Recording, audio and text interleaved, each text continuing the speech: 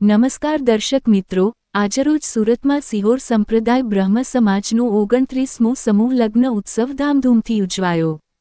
સુરતના યોગી ચોક આનંદ ફાર્મમાં બ્રહ્મ સમાજનો 29મો સમૂહ લગ્ન ઉત્સવ વિશ્વ વિખ્યાત કથાકાર પૂજ્ય શરદભાઈ વ્યાસ દાદાના અધ્યક્ષ સ્થાને આજે 26 દંપતી સાથે આજે ઉજવાયો હતો. આંતરરાષ્ટ્રીય કથાકાર પ્રફુલ્લભાઈ શુક્લ ખેરગામે દીપ પ્રાગટ્ય કરીને આશીર્વાદ આપ્યા હતા.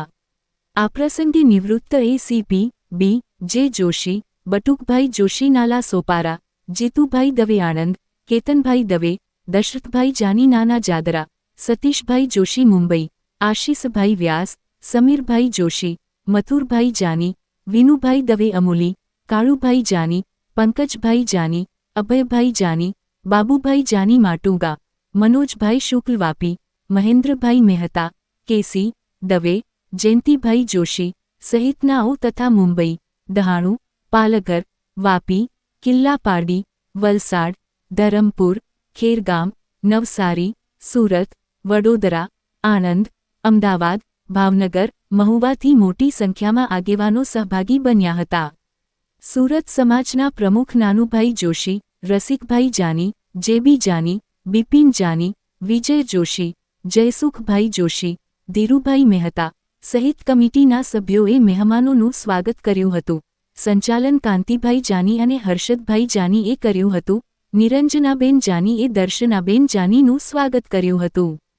સુરત શિહોર સંપ્રદાય બ્રહ્મ સમાજ દ્વારા ખૂબ જ સુંદર વ્યવસ્થા કરવામાં આવી હતી. હજારોની સંખ્યામાં બ્રાહ્મણ પરિવારે ભોજન લીધું હતું. નાનુભાઈ જોશી અને એમની ટીમ દ્વારા ખૂબ જ સુંદર રીતે સુપેરે સમૂહ લગ્ન ઉત્સવ ઉજવાયો હતો.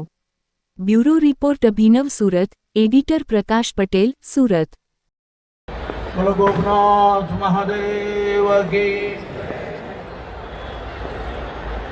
નર સંપ્રદાય અવધીચ બ્રહ્મ સમાજના 29મા આ સમૂહ લગ્ન પ્રસંગે ઉપસ્થિત સમારંભ અધ્યક્ષ પૂજ્ય દાદા શરદભાઈ વ્યાસ, ડાયસ પર બિરાજેલા સૌ મહાનુભાવો, સામે બેઠેલા સૌ મહાનુભાવો અને 29 દંપતીઓ જે આજે મંગલ પરિણયથી જોડાય છે. પૂજ્ય દાદાએ જે વાત કરી કે આપણા સમાજ માટે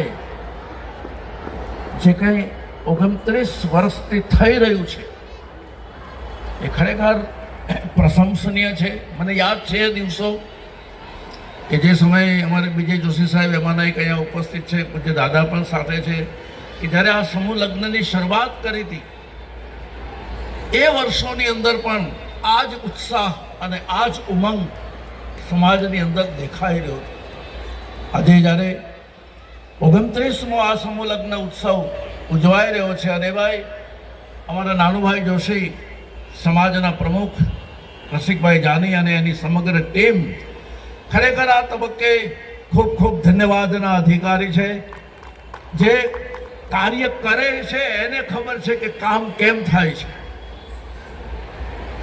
આ જિંદગીનો ભરોસો નથી, આ સંસારનો ભરોસો નથી, આ સમાજનો ભરોસો નથી. સાહેબ, અમારા ભાણેજ પૂજ્ય આશીષભાઈ વ્યાસે હમણાં જ મુંબઈની અંદર ઘાટકોપરમાં 500 પારાયણવાળી ભાગવત કથામાં એક નિવેદન કર્યું. વ્યાસજી મને બહુ ગમ્યું. અમે આ બધી આ વાણી તો વ્યાસજીની જ છે, આપણે તો એનું હેઠું જ ખાઈએ છીએ. પણ એમનું એક વાક્ય મને બહુ ગમ્યું સાહેબ, કે આ દુનિયામાં ક્યાંય વિશ્વાસ કરવા જેવો નથી, પણ એમાંય જો વિશ્વાસ કરવા જેવો ન હોય તો એ આપણા શ્વાસનો જ વિશ્વાસ કરવા જેવો નથી.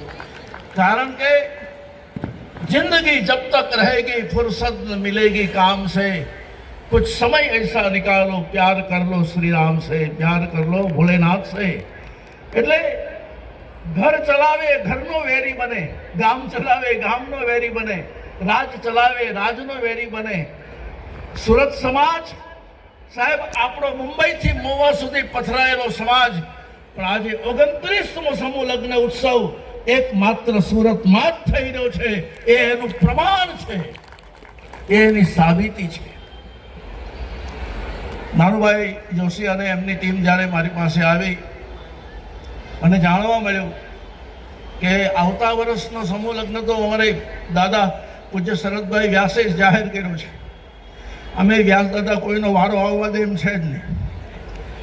એ પછીનો 31મો સમૂહ લગ્ન પણ ભાઈ ઉદયભાઈ દ્વારા ઘોષિત થઈ ગયો છે. હવે હું રહી શકતો નથી. 32મો સમૂહ લગ્ન ઉત્સવ મારે ઉજવવો છે. હવે મને વારો આવવા દઈએ. એટલે આપણે બ્રાહ્મણ છીએ. આપણું બ્રાહ્મણત્વ નિખાર પામી રહ્યું છે સાહેબ. દુનિયાના દેશોની અંદર વિશ્વના કોઈ પણ ખૂણામાં એવો દેશ નથી જ્યાં આપણા સમાજનો બ્રાહ્મણ બેઠો ન હોય સાહેબ.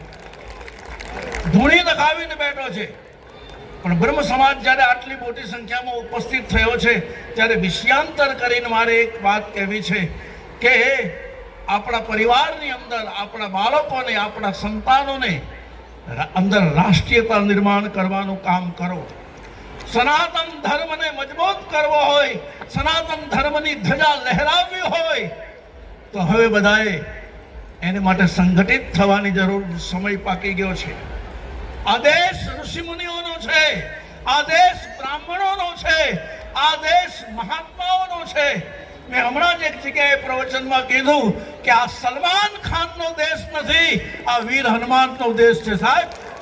અને એના જ્યારે આપણે વારસદારો છીએ ત્યારે આપણે સૌએ તમારા બાળકોને રાષ્ટ્રીય સ્વયંસેવક સંઘ, વિશ્વ હિન્દુ પરિષદ, બજરંગ દળ સહિત જે કોઈ રાષ્ટ્રીયતાની વાત કરે છે એની સાથે જોડો, એમાં સહભાગી બનો.